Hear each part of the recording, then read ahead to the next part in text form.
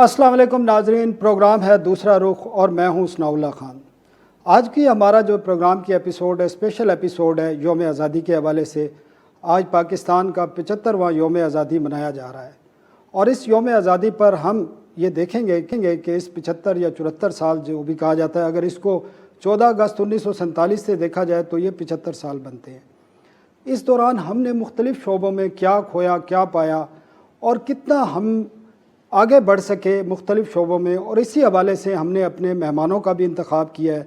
हमारे साथ आज मौजूद हैं दुनिया, ना सिर्फ पाकिस्तान दुनिया के बेहतरीन खिलाड़ी शुमार किए जाते हैं स्क्वाश में, और जब तक वो स्क्वाश की दुनिया में रहे पाकिस्तान दुनिया के टॉप पर रहा स्क्वाश में। और पाकिस्तान का जो सॉफ्ट इमेज है जिसकी आज हमें ज़रूरत है कि दुनिया में उजागर हो, इन्होंने उजागर किया और पाकिस्तान का झंडा हर जगह सबसे आगे लेकर खड़े रहे। 8 मरतबा वर्ल्ड ओपन स्क्वाश चैम्पियनशिप जीती गई, जबकि ब्रिटिश ओपन 6 मरतबा जीती, और 6 मरतबा मुसलसल आलमी चैम्पियन रहे स्क्वाश के जान शेर खान साहब।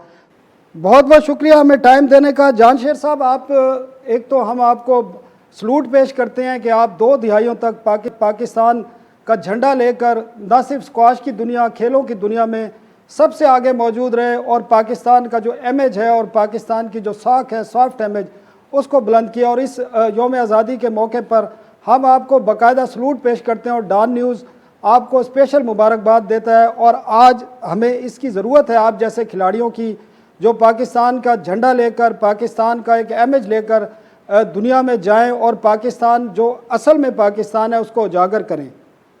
जी सर। बहुत बहुत शुक्रिया जी। ये आप लोगों की दुआएं हैं, कौम की दुआएं हैं कि मैंने इतने टाइटल मुल्क के लिए जीते हैं। मैं 87 से लेकर 97 तक वर्ल्ड नंबर 1 रहा हूँ 10 साल, और ये मैं समझता हूँ मेरी मेहनत है और कौम की दुआएं हैं कि मैं इस पोजीशन पे आया और मुल्क का नाम रोशन किए। जान शेर साहब, आप गुज़श्ता चंद सालों से हम देख रहे हैं, ख़ासकर आपकी रिटायरमेंट के बाद, जहांगीर खान की रिटायरमेंट के बाद बाकी खेलों में भी अभी भी ओलंपिक्स हुआ है, उसकी कारकर्दगी भी आपके सामने है। तो वजह क्या है कि 74 सालों के दौरान हम स्पोर्ट्स में, खेलों में ख़ासकर इस किस्म का अपना नेटवर्क और एक इंफ्रास्ट्रक्चर नहीं बना सके? टैलेंट तो बहुत मौजूद है, आपको देखकर, बाकी खिलाड़ियों को देखकर ये यकीन होता है कि पाकिस्तान में टैलेंट किसी तरह भी दुनिया से कम नहीं है, लेकिन अब क्यों इस टैलेंट को आगे नहीं ला सके? और क्योंकि दुनिया में अगर आप देखा जाए तो खेल एक ऐसी चीज़ है, स्पोर्ट्स ऐसी चीज़ है जिसके ज़रिए मुल्क का नाम रोशन किया जा सकता है, मुल्क का जो इमेज है उसको बेहतर बनाया जा सकता है, पाकिस्तान के बारे में जो मिसकंसेप्शन है दुनिया में उसको दूर किया जा सकता है। लेकिन हम क्यों नाकाम रहे हैं इस चीज़ में? असल में मैं ये समझता हूँ कि तमाम स्पोर्ट्सों में मेहनत की ज़रूरत होती है, और हम जब खेलते थे कि ज़माने में तो हम तकरीबन दिन में 7 से 8 घंटे ट्रेनिंग करते थे, जिसमें से फ़िज़िकल रनिंग होती थी, स्क्वाश ट्रेनिंग होती थी, स्क्वाश गेमें होती थी। तो आजकल के प्लेयर्स जो है ना वो 7-8 घंटे ट्रेनिंग करना नहीं चाहते। जहाँ तक टैलेंट का ताल्लुक है तो टैलेंट मुल्क में मौजूद है, बहुत ज़्यादा टैलेंट है पूरे पाकिस्तान में। बच्चे हैं अंडर 13, 15 और 17 के, लेकिन ये है कि टैलेंट सिर्फ आपको वर्ल्ड चैम्पियन नहीं बना सकती, उसके लिए आपको 100% मेहनत करनी पड़ती है। और मैं समझता हूँ कि आजकल के जो बच्चे हैं वो ट्रेनिंग नहीं करना चाहते। अगर ट्रेनिंग करे तो हम अपना खोया हुआ एजाज़ जो है ना वो हासिल कर सकते हैं। और जहाँ तक टैलेंट का ताल्लुक है तो टैलेंट की कोई कमी नहीं है, सिर्फ अगर कमी है वो मेहनत की है। फैसिलिटी मैं समझता हूँ कि हमारे प्लेयरों को मिल रही है। हमारे ज़माने में तो इतनी फैसिलिटी भी नहीं थी, और आजकल के ज़माने में फैसिलिटी भी है, लड़के भी हैं, लेकिन लड़के मेहनत नहीं करना चाहते। तो वजह क्या है जान शेर साहब, लोग मेहनत क्यों नहीं करना चाहते? और एक फैसिलिटी की जो आप बात कर रहे हैं, स्क्वाश तो बड़ा महंगा खेल है, आप भी समझते हैं, बाकी खेल भी महंगे हैं, तो किस किस्म की फैसिलिटी हैं? और आया कि हुकूमत, वफाकी हुकूमत, सूबाई हुकूमतें, हमारी खेलों की तंजीमें, इतना उनके पास है कोई इंफ्रास्ट्रक्चर, या वो इस किस्म का कोई रोल प्ले कर रहे हैं कि जिससे टैलेंट उभर कर आगे आए और उनको ट्रेनिंग के मौके मिले? क्योंकि अभी जो ओलंपिक्स की सूरत हाल आई है और जो 2 खिलाड़ी जो आगे आए हैं ओलंपिक्स में पाकिस्तान के, उनके भी जो इंटरव्यू आए हैं, उनका ये कहना था कि वो इस जगह पर अपनी तरफ से, अपनी मेहनत से और अपने वसाइल से आए हैं। स्पोर्ट्स तंजीमों ने या हुकूमत की तरफ से उन्हें किसी किस्म की कोई सपोर्ट नहीं मिली। اصل میں جہاں تک میں اپنی بات بتانا چاہوں گا کہ جہاں تک میرا تعلق ہے یا جہانگیر خان کا تعلق ہے، ہمیں تمام فیسلٹی ملی تھی، اور پاکستان انٹرنیشنل ایئر لائن کی طرف سے، پاکستان ایئر فورس کی طرف سے، پاکستان آرمی کی طرف سے ہمیں تمام فیسلٹی ملی تھی، اور میں یہ سمجھتا ہوں کہ اس زمانے میں ملی تھی، جو کہ کم تھی لیکن ملی تھی۔ اور آج کل میں یہ سمجھتا ہوں کہ اس وقت ہر ادارہ جو وہ انوالو ہے اسپورٹس کے ساتھ، وہ پاکستان ایئر فورس ہو، پاکستان انٹرنیشنل ایئر لائن ہو، پاکستان آرمی ہو، وہ ہمارے پلیئروں کے لیے کر رہے ہیں، ان کو نوکریاں دی ہوئی ہیں، ان کو اسپانسرشپ دیے ہوئے ہیں، ان کے لیے اسکواش کورٹ بنائے ہوئے ہیں، ان کے لیے ریکٹ دے رہے ہیں۔ تو میں یہ سمجھتا ہوں کہ یہ ایک انف فیسلٹی ہے جو ہمارے بچوں کو مل رہی ہے، لیکن صرف اور صرف کمی جو مجھے نظر آ رہی ہے اس وقت، میں اپنے انداز سے بتا رہا ہوں، جو کمی نظر آ رہی ہے وہ بچوں میں آ رہی ہے۔ بچے اس طرح ٹریننگ نہیں کرنا چاہتے جس طرح ٹریننگ ان کو کرنا چاہیے۔ تو آپ کا میسج کیا ہے کہ پاکستان میں جو کھلاڑی ہیں، جو ینگ لوگ ہیں، بچے ہیں جن میں ٹیلنٹ ہے، ان کا یہ جو ایک جذبہ ہے اس میں اجاگر کرنے کے لیے کیا آپ کی پرپوزل کیا ہے؟ میرا ریکویسٹ یہ ہے کہ انڈر 13، 15 اور 17 کے بچوں کو کہ وہ محنت کریں۔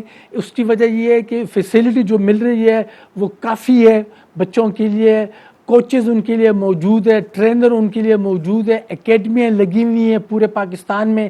صرف اور صرف بچوں کو ڈسپلن اور سخت محنت کی ضرورت ہے۔ اچھا، اس کے ساتھ ساتھ کچھ ایشوز بھی ہیں۔ زیادہ توجہ جو ہے آپ کو پتہ ہے کرکٹ پہ دی جاتی ہے، جیسے ہماری نیشنل گیمز ہیں، ہاکی ہے، اور اسکواش کو تو آپ نے پوری دنیا میں ایک پاکستان کے طور پر متعارف بھی کرایا، اور بڑا آج بھی ساری دنیا یاد کرتی ہے آپ کو، اور آپ کو جو خطاب کیا جاتا ہے آل ٹائم گریٹسٹ پلیئر کا آپ کو خطاب دیا جاتا ہے۔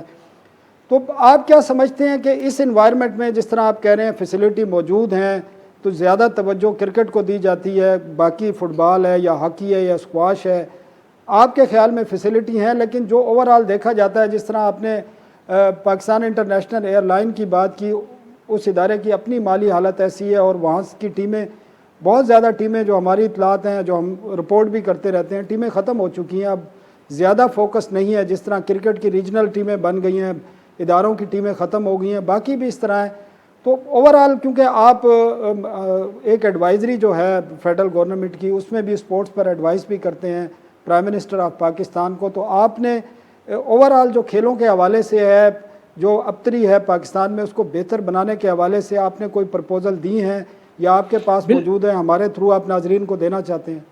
بالکل، میں چیف منسٹر KPK کا ایڈوائزر ہوں اسکواش کا، اور مجھے انہوں نے ہائر کیا ہوا ہے انڈر 13، 15 اور 17 کے بچوں کے لیے۔ ان کو میں ایڈوائز دیتا ہوں اور ان کی لک آفٹر بھی کرتا ہوں۔ ہم نے ٹرینر بھی ہائر کیے ہوئے ہیں، کوچز بھی ہائر کیے ہوئے ہیں، اور ہم جاتے ہیں روزانہ 3 سے 5 بجے تک بچوں کو ایڈوائز کرتے ہیں، ٹریننگ کراتے ہیں، اور انشاءاللہ بہت جلد میں پرائم منسٹر آف پاکستان کو بھی ایڈوائز دوں گا کہ وہ اکیڈمیاں لگائیں، اور شہروں میں بھی جس طرح KPK میں لگے ہوئے ہیں اور شہروں میں بھی لگائیں، تاکہ جہاں تک کرکٹ کی تعلق کی بات ہے، میں سمجھتا ہوں کہ کرکٹ کو توجہ بہت دی جاتی ہے، لیکن یہ بات غلط ہے کہ اسکواش کو توجہ نہیں دی جاتی ہے۔ پاکستان میں آپ دیکھ سکتے ہیں کہ دنیا بھر میں ٹورنامنٹ نہیں ہو رہے ہیں کورونا کی وجہ سے، لیکن پاکستان میں ہمارے سینئر بچوں کے لیے ٹورنامنٹ کرائے جا رہے ہیں، $6,000 کے، $15,000 کے۔ ابھی لاہور میں 2 ٹورنامنٹس ہو رہے ہیں $6,000 کے، اسلام آباد میں پاکستان اسکواش فیڈریشن کرا رہی ہے۔ تو میں یہ سمجھتا ہوں کہ جہاں تک اسکواش کا تعلق ہے، ٹھیک ہے، اس کو اس طرح امیج کوریج نہیں ملتی جس طرح کرکٹ کو ملتی ہے، لیکن جہاں تک فیسلٹی کا تعلق ہے تو میں یہ سمجھتا ہوں کہ میں مطمئن ہوں فیسلٹی سے جو بچوں کو مل رہی ہے، لیکن انشاءاللہ تھوڑا سا ٹائم لگے گا۔ آنے والے 4-5 سالوں میں انشاءاللہ ہم اپنا یہ گیپ جو ہے نا، یہ کسی طریقے سے پورا کر لیں گے۔ جہان شیر صاحب، ایک وقفہ لیتے ہیں اور آپ سے وقفے کے بعد گفتگو کا سلسلہ جاری رکھیں۔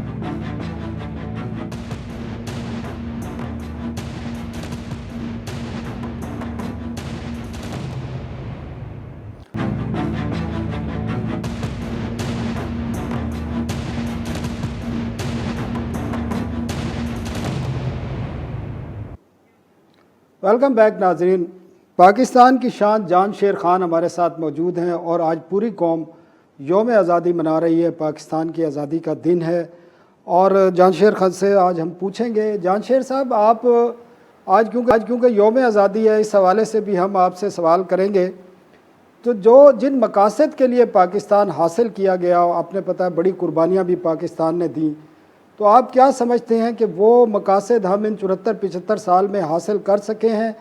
اور آیا کہ جو پاکستان ہمیں ملا تھا 1947 میں, ہم مختلف شعبے ہیں جس میں انصاف کا نظام ہے, ڈیموکریسی ہے, باقی چیزیں, ہم کہاں تک آگے پہنچ سکے ہیں اور کیا کیا کمی ہیں ابھی بھی جن کو دور کرنے کی ضرورت ہے؟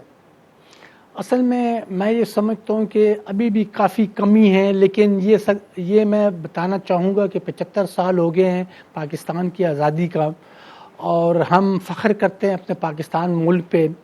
ٹھیک ہے, کسی جگہ میں کمی ہے, میں مانتا ہوں, لیکن یہ ہے کہ کمی اس پہ ختم ہونے میں تھوڑا سا ٹائم لگتا ہے. اور جہاں تک گورنمنٹ آف پاکستان کا کام ہے وہ اپنی کام کر رہی ہیں, اور اس میں تھوڑا سا ٹائم لگے گا ہر چیز کو صاف کرنے کے لیے. اور جہاں تک پاکستان کا تعلق ہے تو ہم فخر کرتے ہیں پاکستان پر, ہمیشہ ہم نے پاکستان کے لیے کھیلا ہے. اور جہاں تک گورنمنٹ آف پاکستان کا کام ہے, ہمارے وہ لگے ہوئے ہیں ترقی کے لیے, ملک کی ترقی کے لیے, اور ہر شعبے میں وہ کوشش کر رہے ہیں کہ کسی طریقے سے ملک کو اوپر لے جایا جائے. اور انشاءاللہ بہت جلد جس طرح حکومت آئی ہوئی ہے پاکستان کی, انشاءاللہ بہت جلد ہم ترقی کریں گے, اور ایک مرتبہ پھر ہم دنیا میں ہر فیلڈ میں ٹاپ پہ آئیں گے. اچھا جانشیر صاحب, آپ پوری دنیا کے آپ نے وزٹ کیے ہیں اور ہر جگہ آپ نے مقابلوں میں حصہ بھی لیا, تو آپ کے حوالے سے کوئی ایسا تاریخی واقعہ ہو جہاں پر جب پاکستان کا نام آیا ہو اور آپ نے جب جھنڈا بلند کیا اور پاکستان کا قومی ترانہ جب بج رہا ہو, تو آپ کے کیا جذبات رہے ہیں؟ کوئی ایسا واقعہ جو, کیونکہ آپ تو دنیا بھر میں آپ نے, اور آپ کو جو خطاب greatest player of the century کہہ سکتے ہیں آپ نے اتنے مقابلے جیتے ہیں, ورلڈ چیمپئن ہو یا برٹش اوپن ہو یا باقی جو بھی اسکواش کے آپ کے دور میں رہے ہیں, آپ ہمیشہ چیمپئن ہی رہے ہیں. تو کوئی ایک واقعہ ہمارے ناظرین کے لیے ایسا سنائیں کہ جب پاکستان کا قومی ترانہ بجا ہو اور آپ فخر سے آپ کا سر بلند ہو گیا ہو. میں نے 93 میں برٹش اوپن کھیلا تھا, ادھر بڑے پاکستانی آئے تھے ویمبلے میں انگلینڈ میں, اور وہاں پاکستان کا ترانہ بھی تھا, پاکستانی لوگوں نے جھنڈا بھی پکڑا ہوا تھا. تو میں نے جب فائنل جیتا تو مجھے بڑی خوشی ہوئی کہ پاکستانی لوگ ادھر بھی موجود ہے, اور پاکستان کا ہم نے نام انگلینڈ میں روشن کیا ہے. اور میں دنیا کے کسی ملک میں گیا ہوں, میں تقریباً پورے دنیا پھرا ہوں اور ٹورنامنٹ کھیلے ہیں. جب بھی میں نے پاکستان کے لیے ٹورنامنٹ کھیلا ہے تو پاکستانی ترانہ اور پاکستانی جھنڈا وہاں لالا گیا ہے, اور وہاں مجھے بڑی خوشی ہوئی کہ میں اکیلا نہیں ہوں, ادھر میرے ساتھ پاکستانی موجود ہے. تو مجھے ایسے فیل ہوتا تھا جیسے میں پاکستان میں کھیل رہا ہوں. اتنے پاکستانی آتے تھے اور ترانہ بجتا تھا اور جھنڈا پکڑ کر آتے تھے, تو مجھے بڑا فخر ہوتا تھا کہ میں پاکستان کی طرف سے کھیل رہا ہوں, پاکستان کی نمائندگی کر رہا ہوں. ٹھیک ہے, جس طریقے سے ہمارے نوجوان خاص کر جشن آزادی مناتے ہیں, ان کے لیے کوئی آپ کا پیغام ہے کہ جو طریقہ کار ہے گاڑیاں دوڑانا, موٹر سائیکلوں کے سلنسر نکال لینا, تو آیا کہ ہمارے جو بانی تھے قائد اعظم محمد علی جناح یا باقی جو جتنے بھی جنہوں نے تحریک آزادی میں حصہ لیا, ان کا میسج بھی ڈیفرنٹ تھا, تو آپ کیا سمجھتے ہیں جشن آزادی کس طرح منانا چاہیے ہمیں؟ جشن آزادی جو ہے وہ بڑی جوش و شرور سے بنانا چاہیے, اس لیے کہ آزادی کا دن ہے. لیکن میں صرف ایک مشورہ دوں گا اپنے ینگ لوگوں کو, جو ہمارے یوتھ ہے ینگ, کہ وہ یہ جو گاڑیاں چلاتے ہیں یا آرن مارتے ہیں, اس طرح نہیں کرنی چاہیے. اس کو صحیح انجوائے کرنا چاہیے, فیملی کے ساتھ جانا چاہیے باہر جھنڈے کے ساتھ, اور اس کو صحیح انجوائے کرنا چاہیے پاکستان کو, اس لیے کہ انڈیپینڈنس ڈے ہے. اور یہ ایک بہت بڑی بات ہے کہ ہم آزاد کے ملک میں رہ رہے ہیں, پاکستان آزاد ہے, 75 سال ہو گئے ہیں, تو اس کو صحیح انجوائے کرنا چاہیے, لیکن صحیح طریقے سے کرنا چاہیے. کسی کو تنگ نہیں کرنا چاہیے, روڈوں کو تنگ نہیں کرنا چاہیے, لوگوں کو تنگ نہیں کرنا چاہیے, خوب انجوائے کرنا چاہیے, اس لیے کہ یہ ہمارا حق ہے, اس لیے کہ پاکستان آزاد ملک ہے اور ہمیں انجوائے کرنا چاہیے. تو آپ خود اور آپ کی فیملی جشن آزادی اور یوم آزادی کس طرح منا رہے ہیں آج؟ ہم انشاءاللہ آج جائیں گے باہر، روڈوں پر جائیں گے، گاڑیاں چلائیں گے، اور اس کے علاوہ ہم انشاءاللہ کھانے پر جائیں گے باہر، اور ہماری کوشش ہوگی کہ ہم بچوں کے ساتھ جائیں، فیملی کے ساتھ جائیں اور کافی انجوائے کریں جشن آزادی. اور اس لیے کہ سال میں ایک دفعہ آتی ہے اور ہمیں بڑا فخر ہے کہ ہم بچوں کے ساتھ اور فیملی کے ساتھ باہر جائیں. تو کیا آپ کا آج کے دن کے حوالے سے میسج کیا ہے پاکستانی قوم کے لیے اور پاکستانی نوجوانوں کے لیے خاص کر، اور اسکواش کے جو نئے کھلاڑی ہیں جو آ رہے ہیں اس وقت، ان کے لیے آپ کے میسج کیا ہے کہ کس طریقے سے وہ کھیلیں اور کس طرح ملک کا نام روشن کریں؟ میں یہ مشورہ دوں گا، ایڈوائز دوں گا اپنے بچوں کو، اپنے سینئر پلیئروں کو کہ وہ محنت کریں اور اپنا محنت سے پاکستان کا نام روشن کرے پوری دنیا میں جس طرح ہم نے روشن کی ہے.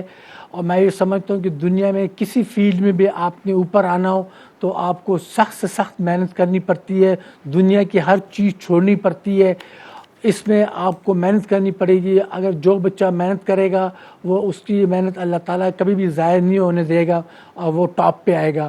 اور میری اس کے علاوہ بچوں سے یہ بھی گزارش ہے، سینئر سے یہ بھی گزارش ہے کہ پاکستان میں جشن آزادی جو ہے نا اس کو خوب انجوائے کرے اور پاکستان کے لیے دعائیں کریں تاکہ پاکستان جو ہے نا ہمارا اوپر جائے اور ترقی کرے.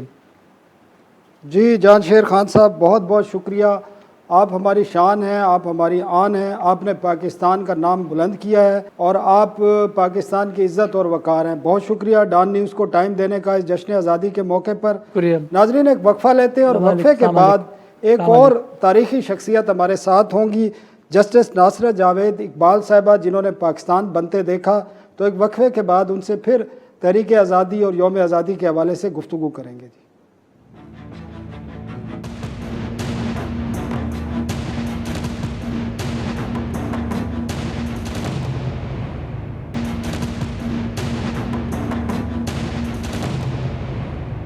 ویلکم بیک ناظرین. آج پاکستان کا 75واں یوم آزادی منایا جا رہا ہے اور 74 سال پاکستان کو بنے ہو گئے ہیں.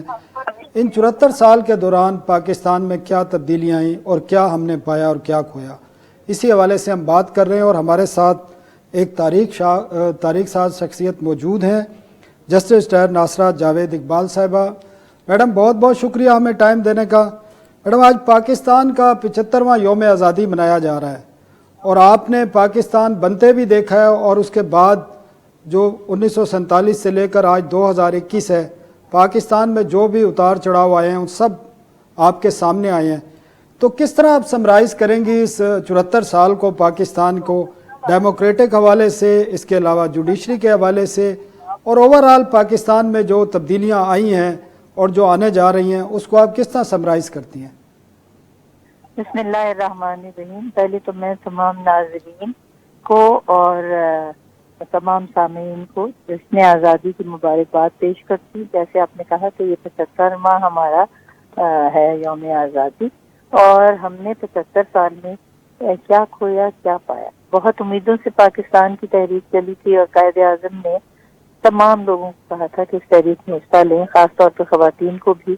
اور جس وقت پاکستان قائم ہوا تو انہوں نے کہا اب جو ہے پاکستان کی تعمیر اس میں بھی ویسے ہی حصہ لیں سب جیسے تحریک میں لیا ہے. اور خواتین کے لیے خاص طور پہ کہا کہ نہ قانون نہ مذہب اس بات کی اجازت دیتا ہے کہ وہ چار دیواری کے اندر مقید رہے.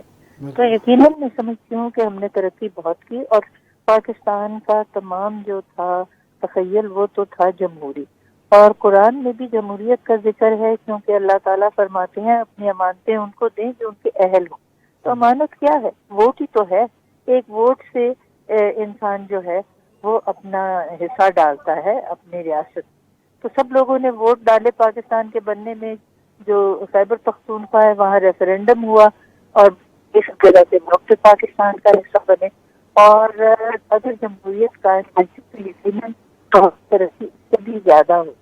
لیکن یہ بیچ میں جو یوزرپیشن جس کو ہم کہتے ہیں، یہ جب صورتحال پیش آتی ہے نا تو بظاہر شاید کوئی ایک اسٹیبلٹی آ جاتی ہے، لیکن یہ اسٹیبلٹی جو ہے نا یہ صرف ایک نمائشی سی ہوتی ہے. اور وہ ایسے کہتے ہیں نا دیوے استبداد جمہوری کبا میں پائے کو تو سمجھتا ہے یہ آزادی کی ہے نیلم پری. تو دیو استبداد تو دیو استبداد ہی ہوتا ہے. اور جو ہماری پہلی 10 سال کی آئی ہے نا مارشل لا، اس کی وجہ سے ہمارا ملک 2 لفظ ہو گیا. میرے تو بہت سارے شاگردوں کو اب یہ بھی نہیں پتا کہ پاکستان جو تھا وہ 2 ونگز پہ قائم ہوا تھا. ایک مشرقی پاکستان تھا اور اصل تحریک پاکستان تو چلی ہی کہاں سے تھی، بھی وہیں کا. لیکن وہ ہماری اپنی کوتاہیوں کا اور یہ جو عسکری آیا تھا مارشل لا 10 سالوں، اس کی وجہ سے ان کی علیحدگی ہو گئی اور ہماری ریاست علیحدہ ہو گئی، ان کی علیحدہ. لیکن 2 نیشن تھیوری کو کوئی اس سے نہیں اثر ہوا منفی، کیونکہ اگر 2 نیشن کی تھیوری جو ہے وہ ناکام ہو جاتی تو پھر تو یہ جو ایسٹ پاکستان تھا یہ ختم ہو جاتا تھا، یہ ضم ہو جاتا ویسٹ بنگال کے اندر اور ہندوستان کا حصہ بن جاتا. لیکن ایسا ہوا نہیں. وہ علیحدہ ایک ریاست قائم ہے اور ہم علیحدہ ریاست ہے وہ قائم ہے اور اتفاق کی صورت میں قائم ہے. اور یہی ہماری جمہوری جو ہے بنیاد ہے کہ یہ 4 صوبے ہیں، ہر صوبے کی اپنی صلاحیتیں ہیں، اپنی روایات ہیں. 18ویں ترمیم جو ہے وہ اس بات کو سپورٹ کرتی ہے کہ ہم صوبے کے جو لوگ ہیں وہ اپنی شخصیت بھی رکھیں قائم اور ساتھ ریاست کا حصہ بھی. اسی طریقے سے ہماری جو ہے قوم آپ نے اور یقیناً ہم نے 74 سال میں بہت ترقی کی ہے. دیکھیں 200 یونیورسٹیاں اب یہاں ہیں جہاں ایک یونیورسٹی تھی اور طلباء اور طالبات تعلیم حاصل کر رہے ہیں. لیکن سب سے زیادہ اہمیت ہمیں اب بھی تعلیم پہ ڈالنی ہے. اور اب تو ہمارے جو آرٹیکل 25A ہے نا وہ کہتا ہے کہ ہر بچے کو 5 سے لے کے 16 سال کی عمر تک لازمی اور مفت تعلیم حاصل ہونی چاہیے. بالکل اگر یہ ریاست اپنے طور پہ نہیں کر سکتا تو اگر ہم بطور شہری کر سکتے ہیں، 1 2 بچوں کو بھی بڑھا لیں، میں سمجھتا ہوں بہت فرق پڑتا ہے. اچھا میڈم، آپ نے بڑی اچھی بات کی ہے، خاص کر ایوب کے مارشل لا کی بات کی ہے، پھر ضیاء الحق کا مارشل لا بھی آیا، پھر مشرف کا مارشل لا بھی آیا. تو آپ کیا سمجھتی ہیں کہ ان جو 3 مارشل لا تھے جو میجر پورشن ہمارا اس میں گیا، اور آپ نے یہ بھی بتا دیا کہ قائد اعظم اور علامہ اقبال کا پاکستان کے بارے میں کیا سوچ تھی، ایک جمہوری ڈیموکریٹک ملک ہوگا. تو آپ کیا سمجھتی ہیں کہ ان 3 مارشل لا کے بعد جو پچھلے 3 سال پاکستان میں چل رہے ہیں، جس طرح کی باتیں ہوتی ہیں، تو آپ کیا سمجھتے ہیں کہ ہم نے ان 3 مارشل لا سے کچھ سیکھا ہے، اب ہم کچھ بہتری کی طرف ہیں، یا ابھی بھی ہم اسی راستے پر چل رہے ہیں جو 3 مارشل لا میں تھا؟ میں سمجھتی ہوں کہ ہم نے مارشل لا سے بہت کچھ یہ سیکھا ہے کہ جمہوریت کا کوئی نیم البدل نہیں. اور اب تو ہمارے آئین میں خاص طور پہ یہ آئین شکنی جو ہے اس کی بہت کڑی سزا ہے. اور اسی وجہ سے تو آپ دیکھیے مشرف جو جا کے وہاں بیٹھ گئے بیماری کے بہانے یا کیا، وہ واپس آنے کو تیار ہی نہیں، کیونکہ ان کو پتہ ہے کہ ان کی سزا کیا ہے. تو جمہوریت جب تک قائم رہتی ہے، دیکھیں ایک جماعت آئی پہلے جمہوری، پھر دوسری آئی اور بڑا جو تھا ٹرانسفر جو تھا وہ آسانی سے ہوا. اب تیسری جمہوری پارٹی آئی ہے. تو یہ ہر پارٹی کا جو ووٹر ہے وہ احتساب کرتا ہے کہ کیا اپنے منشور پہ یہ پورا اترے، اور اگر وہ نہ پورا اترے تو پھر دوبارہ سے ان کو وہ نہیں لے کے آتے. تو ہم نے ایک پارٹی کو ٹرائی کیا ہے، پھر دوسری پارٹی کو ٹرائی کیا ہے، اب تیسری پارٹی کے منشور کو ٹرائی کر رہے ہیں. اب ان کے 2 سال اور ہیں. اب یہ ان کی بدقسمتی ہے کہ بیچ میں یہ کووڈ بھی آ گیا. تو اب یہ دیکھیں گے کہ یہ جو کچھ کر رہے ہیں یا کرنے کی کوشش کر رہے ہیں کیا واقعی یہ جو ان کا منشور تھا اس کے مطابق ہو رہا ہے، اور کیا پاکستان کو ترقی کی طرف گامزن کر رہے ہیں. 2 سال میں یہ پتہ لگ جائے گا.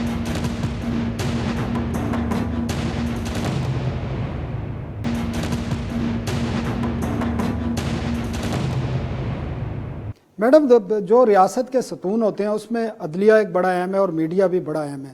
عدلیہ کیونکہ آپ عدلیہ کا حصہ بھی رہی ہیں، اور اب آپ نے عدلیہ جو سپریم کورٹ بار ایسوسی ایشن ہے اس میں بھی آپ اس کی ممبر تھیں اور حصہ لیا ہے. تو عدلیہ کے حوالے سے آپ کیا سمجھتی ہیں کہ جو یہ ہمارے 74 سال رہے ہیں پاکستان کی عدلیہ، آپ کیا سمجھتی ہیں کہ آج اس پوزیشن میں آ گئی ہے کہ وہ آزاد یا خود مختار؟ جی میں کہہ رہا تھا کہ جو ریاست ہے، ریاست کے ستون میں ایک اہم ستون جو ہے وہ عدلیہ اور میڈیا بھی ہے. عدلیہ کا کیونکہ آپ حصہ بھی رہی ہیں، تو آپ کیا سمجھتی ہیں 74 سال میں ہماری عدلیہ، ہماری جوڈیشری اس پوزیشن میں آ گئی ہے کہ وہ انفلوئنس نہیں ہوتی، آزاد ہو گئی ہے، خود مختار ہو گئی ہے، اور ان کی تعیناتیاں جو ہیں وہ میرٹ پہ ہو رہی ہیں؟ آپ کیا سمجھتی ہیں کہ آج ہماری عدلیہ اس پوزیشن میں ہے؟ دیکھیے دو باتیں ہیں. ایک تو یہ جان لیجیے گا کہ عدلیہ کسی اور جگہ سے تو نہیں آتی. ہمیں لوگوں میں سے جو ہیں وہ بھی جج بنتے ہیں, کوئی بن جاتے ہیں انتظامیہ کا حصہ, کوئی بن جاتے ہیں مقننہ کا حصہ, کوئی ووٹر ہوتے ہیں. تو عدلیہ میں یقیناً ارتقا تو ہوئی ہے. جو منیر نے ججمنٹ دی تھی جس وقت ایوب خان نے مارشل لاء لگایا تھا اور گورنمنٹ سنبھال دی تھی کہ جی نیسیسٹی جو ہے ڈاکٹرن, وہ جس وقت سکسیسفل کورٹ ڈٹا ہوتا ہے تو وہ اپنا ایک نظام پیدا کرتا ہے, وہ سب اب نہیں ہوتا. اب تو ہمارے آئین میں یہ خاص طور پہ فکر ہے کہ کوئی سپورٹ کر ہی نہیں سکتا اس قسم کی یوزر پیشنٹ کو.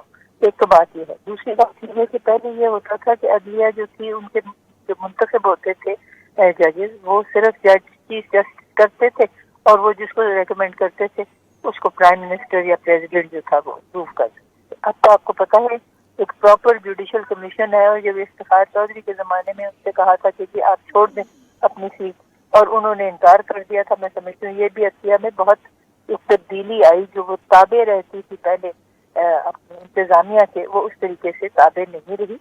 اور اس کے بعد ہی جوڈیشل کمیشن وغیرہ کا جو سلسلہ ہے یہ جاری ہوا ہے, جس میں اب تمام لیجسلیٹرز بھی حصہ لیتے ہیں, پارلیمنٹیرینز کا حصہ ہے, اور پھر بار کا اپنا حصہ ہے, بار کاؤنسل حصہ ڈالتی ہے. تو اس سے یقیناً میں سمجھتی ہوں زیادہ مثبت نتائج نکلنے کا امکان ہے, اور ہوگا بھی انشاءاللہ. اب تو آپ کو پتا ہے نا کہ جوڈیشل کمیشن میں ایک خاتون کا نام کیا ہوا ہے, جی آگے پہلی دفعہ. تو فرسٹ ہم تو ٹائم ہے. امید کرتے ہیں کہ انشاءاللہ یہ جوڈیشل کمیشن اس کو اپروو کرے گی تو یہ ایک نیا مارکہ ہوگا خواتین کی امپاورمنٹ کے لیے پاکستان.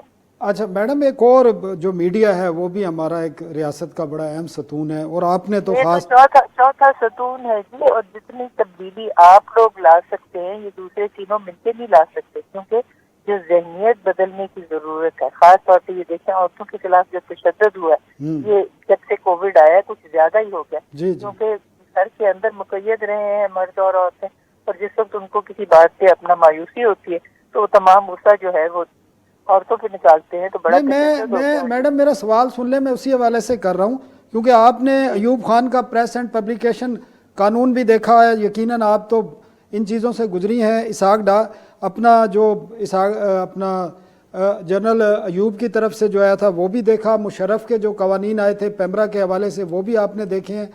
اب جو 3 سال آپ نے دیکھے ہیں میڈیا کے حوالے سے, جو میڈیا پر قدغن ہے یا ایک نیا قانون لانے کی بات کی جا رہی ہے, ڈرافٹ بھی تیار کیا ہوا ہے, پاکستان میڈیا ڈیولپمنٹ اتھارٹی ایک بنائی جا رہی ہے جس سے میڈیا کے جو دیگر قوانین ہیں 7-8 وہ ریپیل کر دیے جائیں گے. تو اوورال گزشتہ 3 سال کے دوران یا آپ اس 74 سال کے دوران دیکھ لیں, میڈیا کے رول کے حوالے سے یا حکومتوں کا جو رول رہا ہے میڈیا کے حوالے سے, اس کو آپ کس طرح دیکھتی ہیں؟ میڈیا کا تو بہت مثبت کردار ہے. جیسے میں نے کہا یہ چوتھا ستون ہے ریاست کا, اور یہ لوگوں کی ذہنیتوں کو بدل بھی سکتا ہے مثبت طور پہ بھی, اور اس پہ منفی اثر انداز ہوتا ہے. آپ کو پتا ہے وہ جو ملا ریڈیو تھا, ان کو وقتوں نے کیسے سوات کے لوگوں کا دماغ جو تھا اس کے اوپر مسلط ہو گیا, عورتوں نے اپنے زیورات بھی دے دیے, اور وہاں پہ اس کا حکومت آ گئی جو تھا صوفی محمد. تو یہ پھر جو بھی ان کے ساتھ زیادتیاں ہوئی وہاں پہ, تو پھر ان کو سمجھ آئی کہ یہ سارا جو تھا یہ میڈیا کا اثر تھا. تو میڈیا اگر مثبت کردار ادا کرے اور لوگوں کی ذہنیتوں میں تبدیلی لائے اور وہ تصور اس میں ڈالے جو پاکستان کے قیام کی وجہ تھی, احترام انسانیت, کہ یہاں ہر مرد عورت اور جو تیسری جنس ہے اور اقلیت ہے ان کے سب کے برابر حقوق و فرائض ہیں. ہم یہ نہیں کہہ سکتے کہ آپ کی بات بالکل ٹھیک ہے میڈم, لیکن جو معاشرے میں ایک نفرت پیدا ہوئی ہے, سیاست میں نفرت پیدا کی گئی ہے جس کو کہہ سکتے ہیں, اس کے ہمارے معاشرے پر کیا اثرات مرتب ہو رہے ہیں؟ خاص کر گزشتہ چند سالوں کے دوران جو ایک انوائرمنٹ پیدا کیا گیا ہے کہ سیاستدان ہیں یا میڈیا ہے یا پولیٹیکل ورکر ہیں, اس میں ایک ہائی لیول تک نفرت پیدا ہو گئی ہے. تو اس کا ذمہ دار کون ہے اور اس کو ختم کس طرح کیا جا سکتا ہے کہ اعتدال پسند معاشرہ ہم کیسے بنا سکتے ہیں؟ دیکھیے یہ اعتدال پسند معاشرہ میرے ٹائم تو یہ میڈیا کے ہی ہاتھ میں ہے, اور یہ جو میڈیا کے اوپر کو پابندیاں بہت زیادہ لگانی ہیں یہ بھی مناسب نہیں ہے, اور ریاست کو اس کا فائدہ نہیں ہوگا, نقصان ہی ہوگا. اس لیے کہ رائٹ ٹو انفارمیشن تو آرٹیکل 17 آف دا کانسٹیٹیوشن میں اب بالکل مکمل طور پہ ظاہر ہے, اور اس لیے رائٹ کو انفارمیشن ہر ایک شہری کا بنیادی حق ہے، اور کون اس کو یہ بات پہنچائے گا؟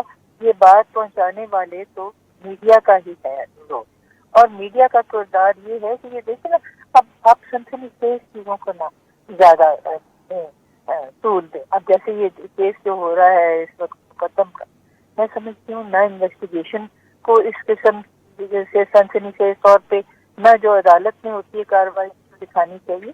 یہ سارے اس کے لیے قوانین اس حد تک ہونے چاہیے ہیں کہ یہ جو ہیئرنگ ہے اس قسم کے سینسٹیو میٹرز کی، وہ اوپن ہیئرنگ نہ ہو. کیونکہ آپ کو پتا ہے ہمارے یہاں کورٹ اوپن ہوتا ہے، نہ میڈیا پہ اس کو اس قسم کا طول دیا جائے، کیونکہ اس سے پھر لوگ ایک کاپی کیٹ بھی کرتے ہیں کہ ہم نے بھی یہی کرنا ہے، یہ اگر کر کے چھوڑ سکتے ہیں تو ہم کیوں نہیں ٹھیک ہے، کر سکتے. ٹھیک ہے میڈم.